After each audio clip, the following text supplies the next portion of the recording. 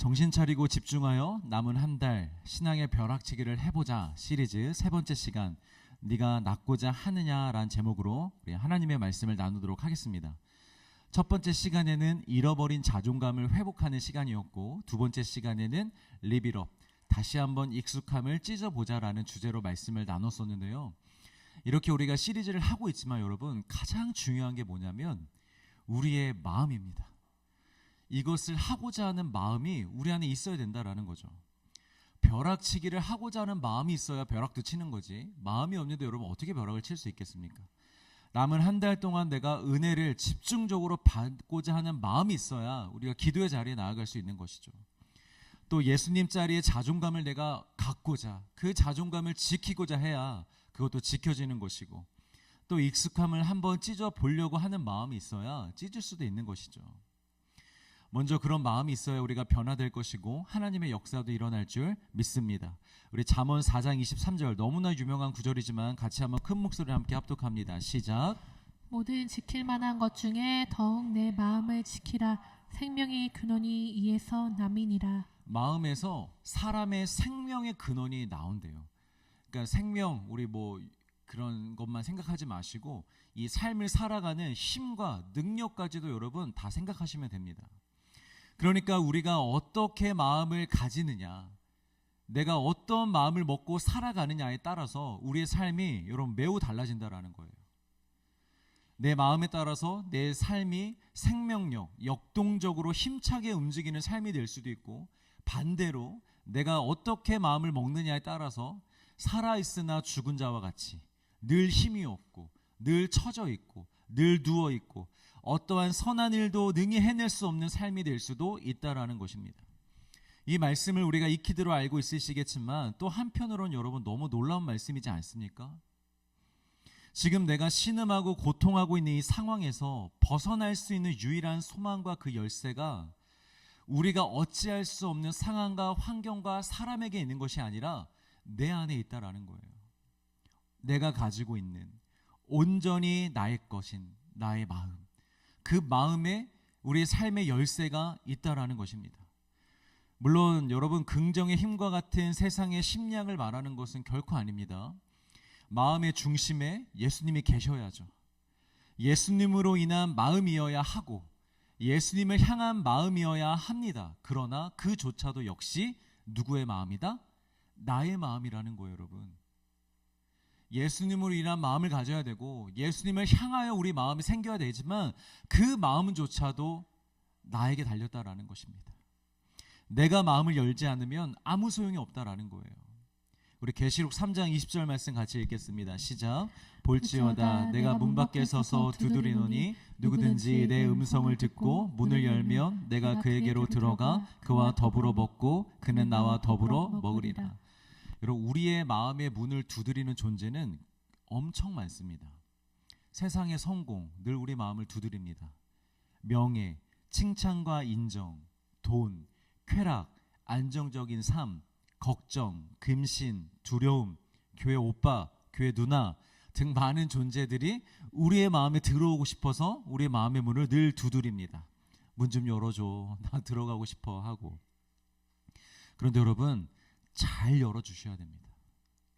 누구에게 열어줄지, 누구를 내 마음에 들이는지에 따라 우리의 삶이 여러분 매우 달라진다라는 거예요. 가장 최악은 무엇이냐? 예수님 빼고 다 열어주는 것입니다. 택배 아저씨, 친구들 노크에는 바로바로 열어주면서 똑똑, 사랑하는 누구야, 문 좀 열어주겠니? 내가 너의 마음으로 들어가고 싶구나. 예수님, 지금 집안 꼴이 지금 말이 아닌데 그냥 문 밖에서 얘기해 주시면 안 될까요? 무슨 용건이 있으세요? 아니시면 얘기가 좀 기시면 잠깐만 기다려 주시겠어요? 저 금방 나갈게요. 우리 요 앞에 카페에서 얘기하면 안 될까요? 예수님, 좋아하셨었나? 이러면서 예수님을 우리가 문전박대하거나 존재를 거부하진 않지만 우리의 마음으로 드리는 것은 부담스러워하는, 내 마음에까지 들어오시는 것은 부담스러운 그런 경우들이 많다라는 거죠. 그래서 우리의 마음 밖에서 적당히 내가 요구할 거 요구하고 들어야 될 거 듣고 싶어 할 뿐입니다. 이렇게 마음에 예수님을 드리지 못하고 밖에서만 해결하려는 사람들은 여러분 결코 예수님과 동행하는 삶을 살 수 없습니다. 예수님을 알지만 예수님과 관계없는 사람이 됩니다. 그런데 여러분, 어떻게 예수님이 주시는 힘으로 살 수 있겠습니까? 어떻게 신앙의 능력으로 삶을 살아갈 수 있겠습니까? 생명은 내 안에서, 마음에서부터 나오는 것입니다. 그리고 그 마음에 예수님이 계셔야 됩니다. 그분이 우리의 마음을 장악하시고 우리 마음의 주인이 되어 있으셔야 됩니다. 그래야만 거기서부터 은혜와 생명의 힘이 흘러나오는 줄 믿으시길 바랍니다.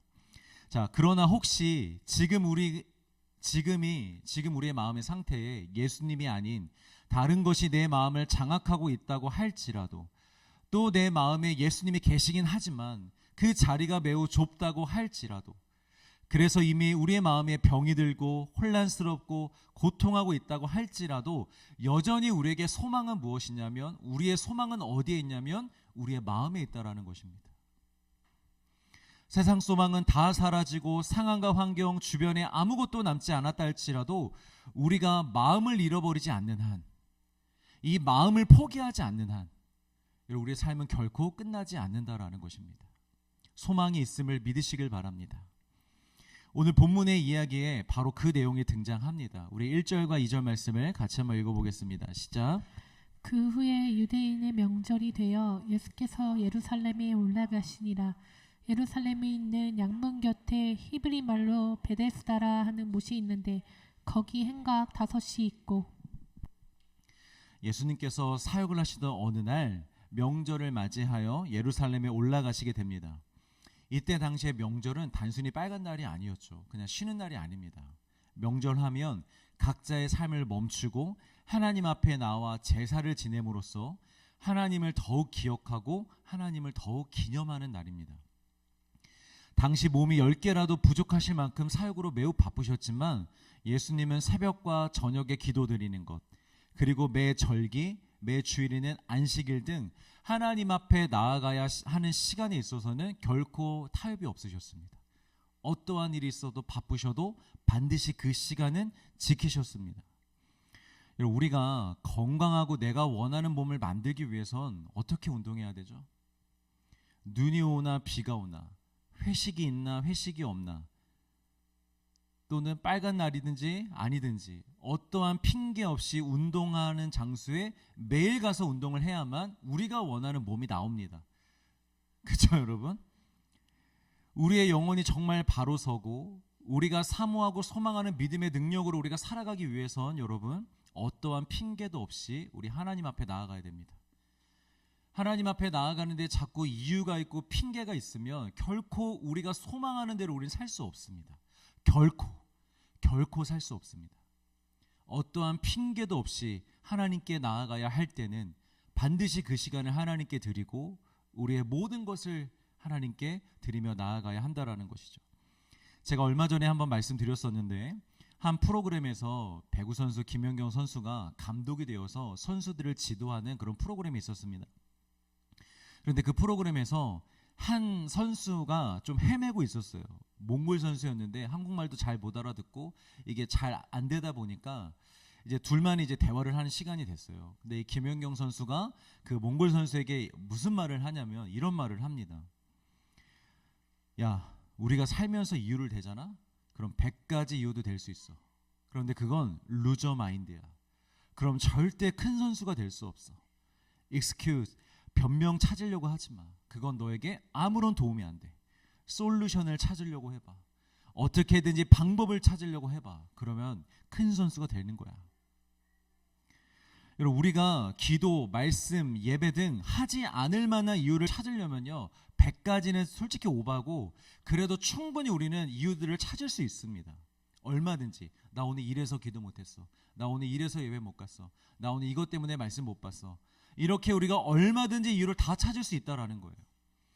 그런데 그런 이유들이 우리의 영혼을 변호해 주거나 지켜주면 좋을 텐데 우리 영혼을 변호하지도 지켜주지도 못한다라는 거예요.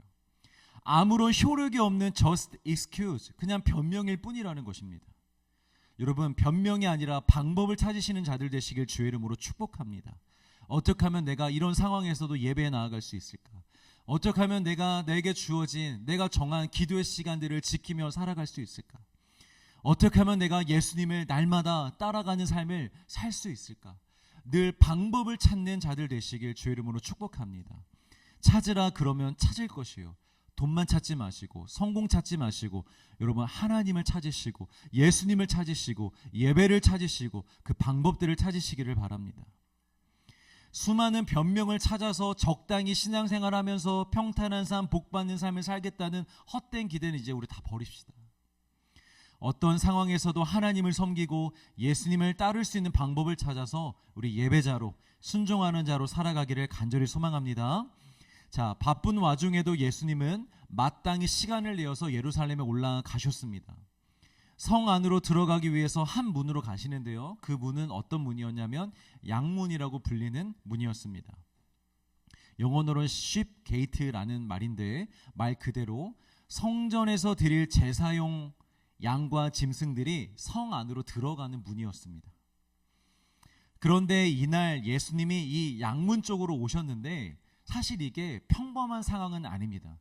이 당시에 대부분의 예배자들은 절기 때 이 북쪽에 있던 양문이 아니라 동남쪽에 있던 문을 통하여 성전 안으로 들어가는 게 더 흔한 일이었습니다. 왜냐하면 성전이 그 문에 더 가까웠기 때문에.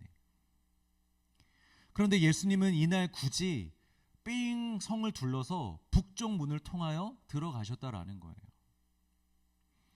여러분, 예수님의 모든 발걸음에는 다 이유가 있습니다.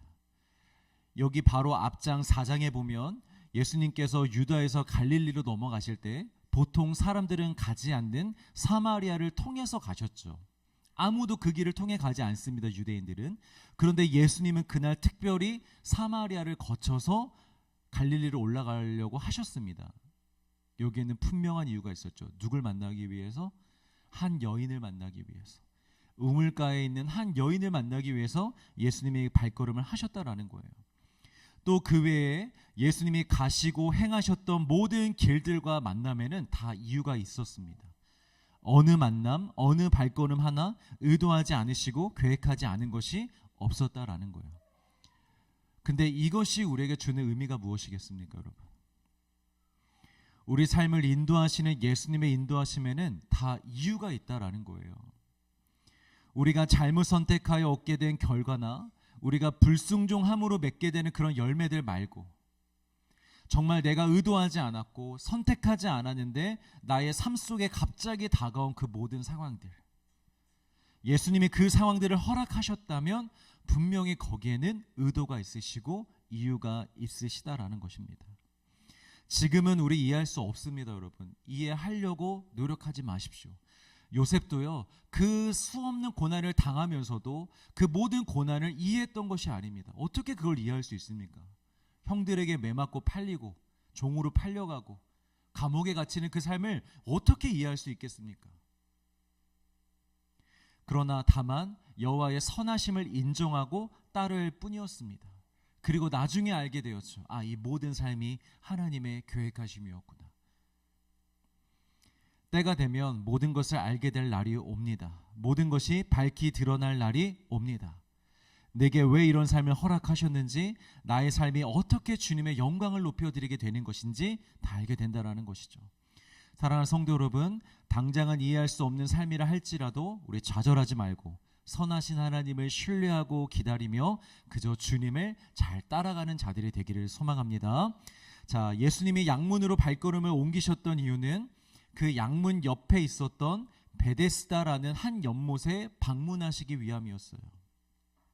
베데스다, 집이라는 뜻의 베이트와 극률과 자비라는 뜻의 헤세드의 합성어로 극률의 집, 자비의 집이라는 뜻이었습니다. 그런데 이 연못이 왜 극률의 집으로 불렸었냐면 당시 유대 사회에 퍼져 있던 한 가지 전설 때문에 그랬어요. 어떤 전설이었느냐? 간혹 이 연못이 이 출렁일 때가 있어요. 물이 뭐 밖에서 충격을 주지도 않았는데 물 연못 스스로가 움직일 때가 있다라는 거예요. 그러면 천사가 하늘에서 내려와 그 물을 움직인 걸로 사람들이 알고 있었어요. 그럴 때에 물이 움직일 때에 가장 1등으로 그 연못에 들어가는 사람의 병이 낫게 된다라는 그런 전설이 있었던 것입니다. 그렇지만 여러분, 이건 말 그대로 전설일 뿐입니다. 말도 안 되는 전설일 뿐입니다. 실제로 연못이 출렁이기는 했는데요, 오늘날의 과학으로는 물이 왜 출렁거렸는지를 설명할 수 있어요. 그런데 당시에는 과학이 발전하지 않았잖아요. 그러니까 그때 당시에 사람들의 눈에는 그게 되게 신비로워 보였던 거예요. 아니, 물이 지 스스로 어떻게 저렇게 움직이지? 하고 신비롭게 여겼던 거예요. 그리고 그 신비로움에 미신까지 이어졌던 것이죠. 아마 현대 과학적으로 추측하기로는 그곳이 간헐천, 온천수였거나 아니면 상수도, 위에 예루살렘이 성이 높았잖아요. 높은 지역에 있었잖아요. 그래서 높은 지역에서 밑으로 물이 내려가면서 한번 그냥 출렁이는 어떤 그런 거였지 않았을까라고 추측만 해봅니다. 어쨌든 중요한 건 무엇이냐? 여기서 우리가 한 가지 생각해 봐야 될 것이 있는데, 이런 미신과 전설이야 여러분, 어느 나라든 어느 지역이든 다 있는 거 아닙니까? 우리나라도 뭐 밤에 휘파람 불면 누가 나타난다 그래요? 귀신이 나타난다 그래요. 밤에 휘파람 불면. 여러분, 휘파람 불지 마세요. 그리고 빨간 글씨로 사람 이름을 쓰면 돌아가신다 그러고, 이빨 뽑고 지붕 위로 던져야 요정이 그걸 뭐 이빨 요정이 가져가가지고 새치알을 다시 가지고 온다라는 말도 안 되는 이야기들이 있잖아요, 여러분. 어렸을 때 지붕 위에 이빨 던져보신 분 손 한번 들어보세요. 우상숭배라고 치리하지 않을게요. 걱정하지 마세요. 그런데 지금 여러분, 여기가 어디입니까?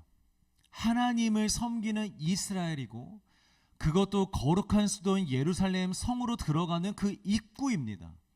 그런데 거기에 이렇게 말도 안 되는 미신이 떡하니 거창한 이름까지 가지고 자리하고 있다라는 거예요. 다른 신을 비는 우상숭배까지는 아니었어도 하나님의 말씀과 뜻과 전혀 상관없는 인간이 만들어낸 미신과 전설에 불과했다라는 것입니다. 그럼 대체 왜 이런 말도 안 되는 미신이, 이런 전설이 예루살렘 성문 옆에 있었을까요? 뭐 저기 사마리아 땅이나 이방 땅이나 다른 곳에 있었으면 뭐 말하지 않겠는데, 왜 예루살렘 성문 바로 옆에 이런 미신이 존재하고 있었을까요? 그 답이 오늘 본문에 나옵니다. 우리 3절 말씀을 같이 읽습니다. 시작. 그 안에 많은 병자, 맹인, 다리 저는 사람, 혈기 마른 사람들이 누워 물의 움직임을 기다리니. 그 연못은 오직 병자들을 위한 연못이었습니다. 그런데 대부분이 어떤 병자였느냐? 맹인들, 다리 저는 사람들, 혈기 마른 사람들. 여기서 다리를 전달하는 건요, 지팡이만 있으면 그래도 걸을 수 있는 사람들을 얘기하는 게 아니고요, 지팡이가 있어도 혼자서는 도저히 걸을 수 없는 사람들을 다리 저는 사람들이라고 당시에는 얘기를 하는 거예요. 혈기 마른 사람들이란 온몸의 근육이 다 말라버려서 딱딱한 나뭇가지처럼 변해버린 사람들, 그래서 혼자서는 걸을 수 없고 이동할 수 없는 사람들을 말하는 것입니다. 여기에 맹인들까지.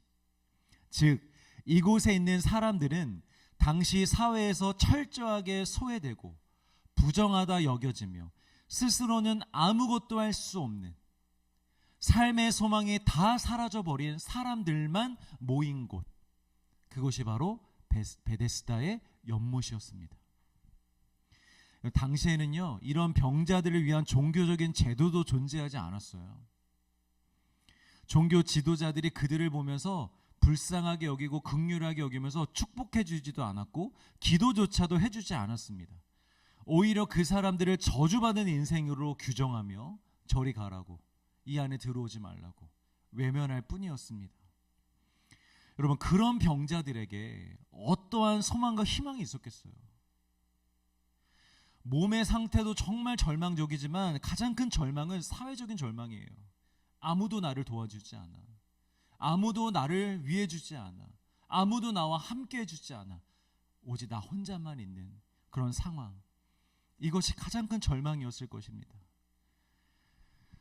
그런 상황에서 그들이 유일하게 붙잡을 수 있었던 게 이 미신이었던 거예요. 아무것도 붙잡을 것이 없기 때문에.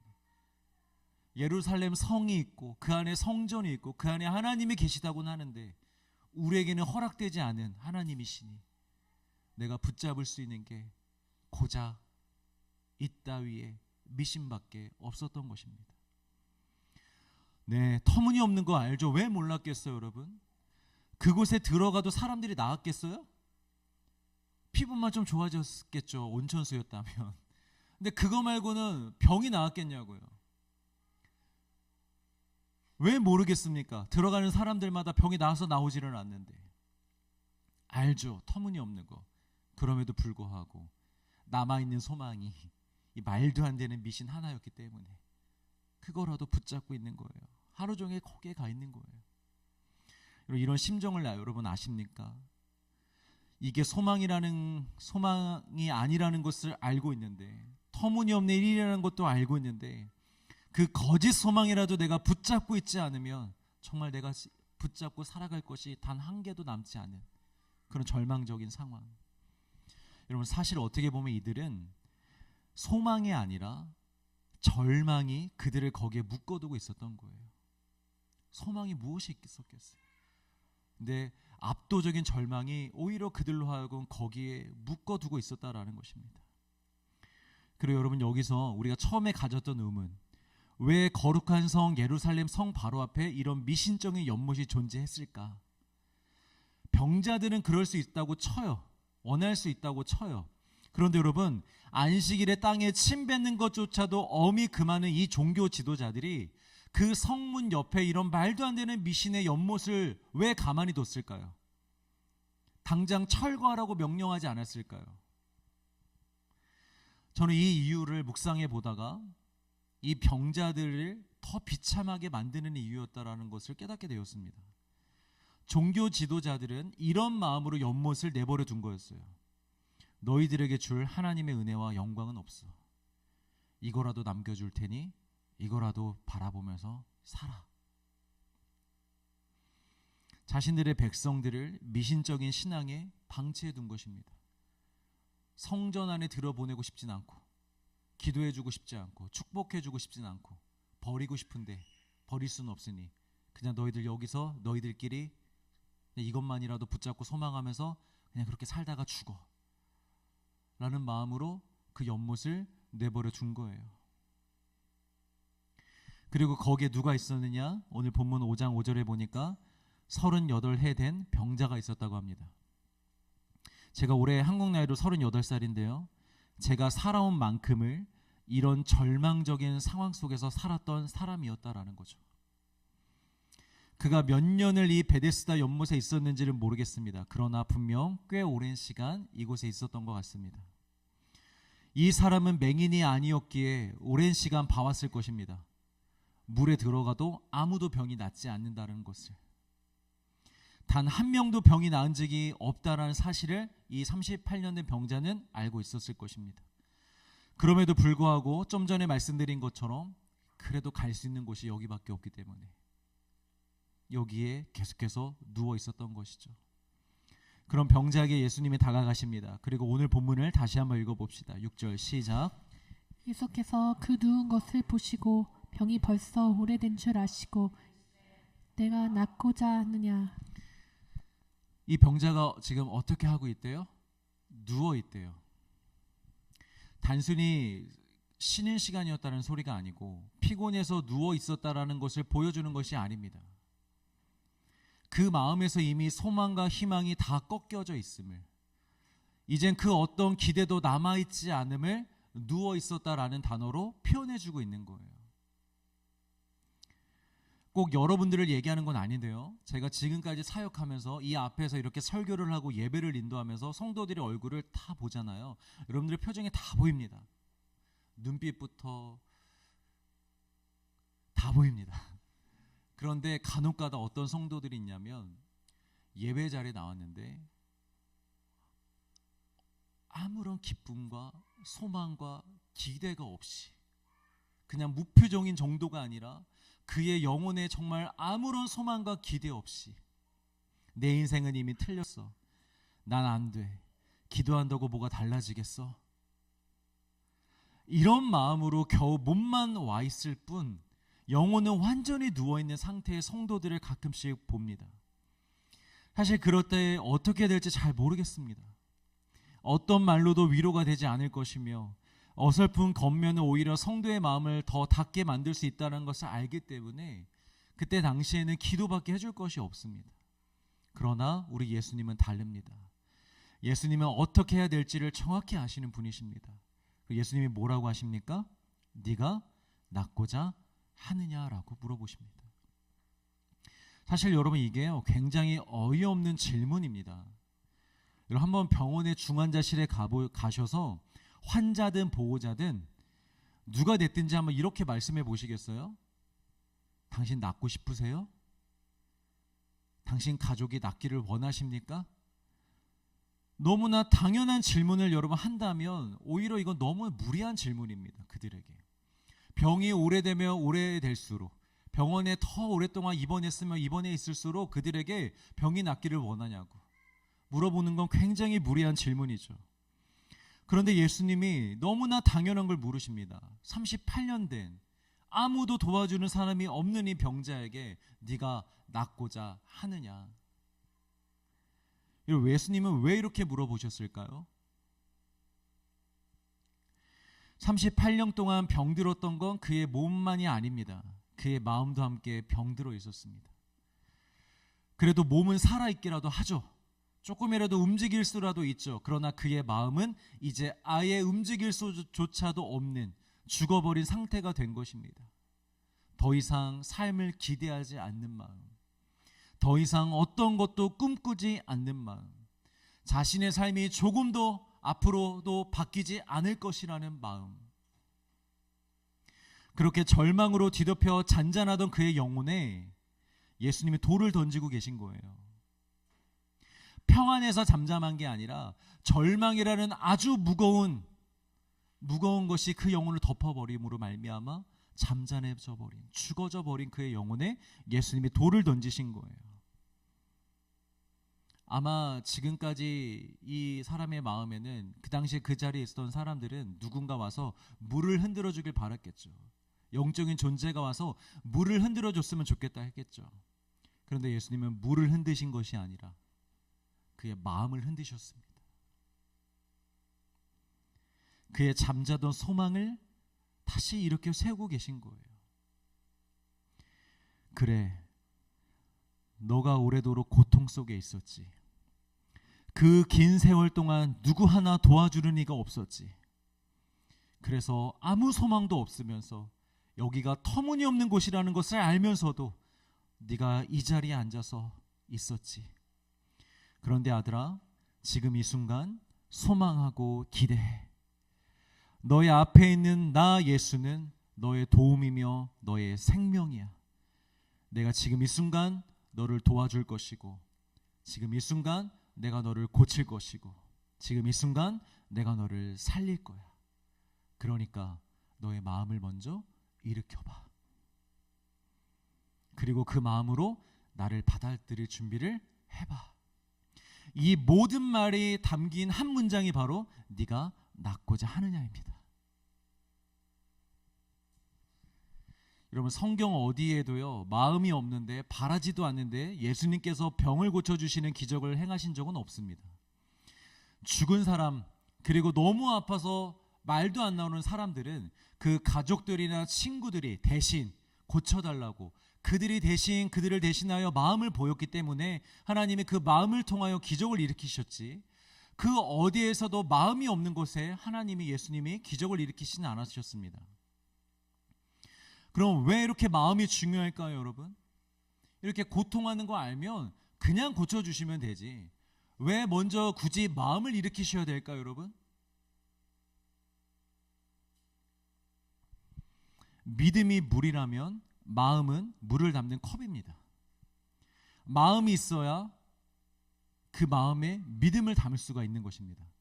그런데 마음이 없는 상태에서 예수님이 아무리 기적을 행하시고 말씀을 하시고 믿음을 줘도 그걸 받아낼 그릇이 없기 때문에 내가 믿음이 생기지가 않는 거예요. 그래서 마음이 먼저 중요한 것입니다. 이 당시 정말 수많은 기적들이 예수님을 통하여 일어났죠. 그런데 누군가는 그 기적을 보고 예수님을 믿었습니다. 그러나 누군가는 같은 기적을 보고도 예수님을 믿지 않았습니다. 무슨 차이일까요? 마음의 차이입니다.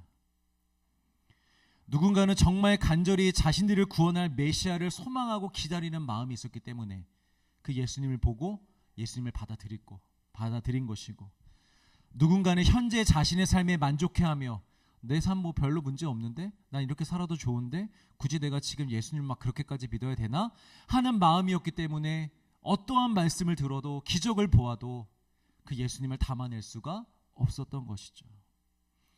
여러분, 기적 자체가 사람에게 믿음을 주지 않습니다. 마음과 기적이 만났을 때, 소망과 메시아가 만났을 때 믿음이 발생하는 것입니다. 서두에서도 잠깐 언급했는데 이 앞에 4장에 사마리아 여인의 이야기가 나오잖아요. 이 여인의 이야기를 우리가 다시 한 번만 조명해 봅시다. 예수님과 이 여인이 대화를 하는데 예수님이 이런 말씀을 하십니다. 네가 내가 누군지 알았더라면 너는 내게 물을 달라고 했을 거야. 그리고 내가 주는 물을 네가 마셨으면 넌 다시는 목마르지 않았을 거야. 여러분, 그런 물이 세상에 어디 있어요? 아무리 에비앙이라 할지라도 여러분, 1시간만 지나면 목이 말라요. 이 세상에 어떤 물이 한 번 마셨다고 영원히 목마르지 않겠습니까? 말도 안 되는 말입니다. 상식적으로는 이거 헛소리입니다. 무시하고 그냥 가면 됩니다. 그런데 이 여인이 이 말도 안 되는 예수님의 말씀에 어떻게 반응합니까? 물을 달라고 합니다. 초등학생도 아니고 어린애도 아니고 다 큰 성인이 진짜 그런 물이 있냐고, 그럼 그 물을 내게 달라고 합니다. 이 여인이 왜 이렇게 반응했을까요? 상식을 뛰어넘는 간절한 마음이 그녀 안에 있었기 때문입니다. 여러분, 그녀가 어떤 상황이었죠? 다른 여인들은 해가 중천에 뜨기 전에, 덥기 전에, 뜨겁기 전에 다 같이 물을 뜨러 갑니다. 우물가에. 그런데 이 여인은 그 여인들과 함께 갈 수 없었습니다. 그 이유는 자신이 범한 죄 때문이었습니다. 그래서 사람들로부터 안 좋은 시선을 받고 있었죠. 아무도 없는 곳에 혼자 모르게 그렇게 물 뜨러 가야만 했던 거예요. 근데 그 시간이 해가 중천에 떠 있는 정오 시간이었죠. 얼마나 여러분 괴로웠겠습니까? 그런 마음이 있으니, 그런 어려움이 있으니 이 여인은 평생 이런 삶에서 벗어나고 싶어 했던 거예요. 나 혼자 이렇게 뜨거울 때 물 뜨러 오는 거 그만하고 싶다. 나도 다시 사람들과 함께 어울리고 싶다. 라는 그런 간절한 마음이 있었던 것입니다. 그런 마음과 소망이 있으니 예수님의 말씀이 이성적으로는 맞지 않는 말씀이지만 그 물을 너무 먹고 싶은 거예요. 만약에 이 여인이 자신의 삶을 체념하고 무기력했다면 어떻게 반응했을까요? 됐습니다. 그런 물이 세상에 어디 있습니까? 당신 미친 사람이군요. 저 그냥 갑니다 하고 돌아섰을 것입니다. 자, 그리고 대화가 계속 이어지는데요. 이 여인에게는 또 다른 소망이 하나 있었습니다. 어떤 마음이 있었냐면 예배에 대한 마음입니다. 당시에 이 여인이 자신의 고통을 하나님께 아뢰고 싶었어요. 너무 고통스러우니까 하나님께 나아가서 통곡이라도 해보고 싶었어요. 누구와 같이? 한나와 같이. 성전에 올라가서 매일 올라가서 통곡하며 기도했던 한나와 같이 나도 좀 하나님 앞에 가서 울고라도 싶다, 기도라도 해보고 싶다라는 마음이 이 여인 안에 있었어요. 근데 이 여인은 사마리아 여인이었잖아요. 예루살렘 성에 갈 수 있다 없다? 없다. 근데 유대인들은 뭐라고 말해요? 예루살렘 성 안에, 성전 안에서만 하나님께 제사할 수 있고 거기서만 예배할 수 있다라고 얘기를 해요. 그러니까 이 여인은 거기에 가고 싶지만 갈 수 없는 상황이었던 거예요. 근데 그 마음의 불씨가 꺼지지 않았던 거죠.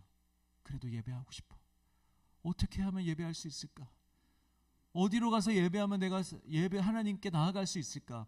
하는 그 마음이 있었던 거예요. 그 마음이 있으니 예수님께 질문하는 거죠. 제가 대체 어디서 예배를 드려야 됩니까?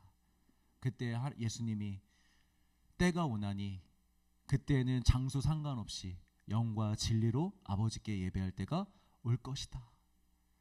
자, 그런 마음이 있으니까 예수님의 이 말씀을 그녀가 받아들입니다. 아멘, 할렐루야. 그날이 올 줄 믿습니다. 그리고 당신이 메시아군요. 당신이 구원자군요. 그 예수님을 믿게 되었다라는 거예요, 여러분.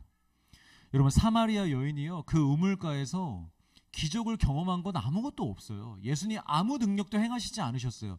Just talk, 대화였을 뿐이에요. 그런데 마음이 있으니까 기적이 없어도 예수님이 믿어지는 거예요.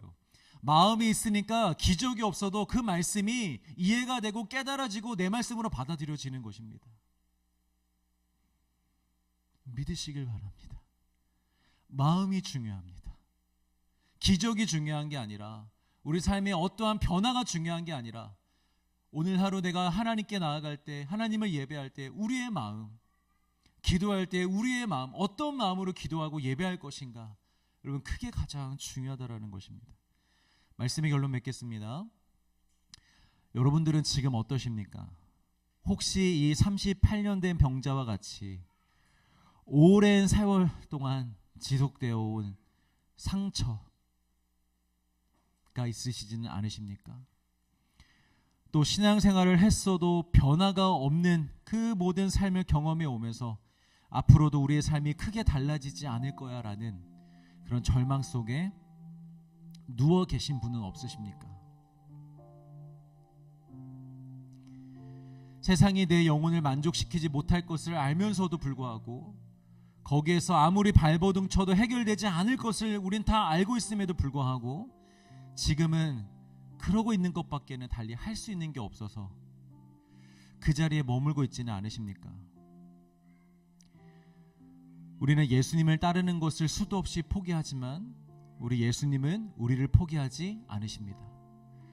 그리고 굳이 양문 곁에 베데스다 못에 38년 된 병자를 찾아가셨던 것처럼 우리 예수님이 이 마지막 시대에 굳이 저와 여러분들을 찾아오십니다.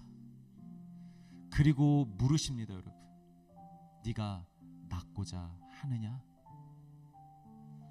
오늘 이 시간 예수님이 여러분들에게 지금 묻고 계세요.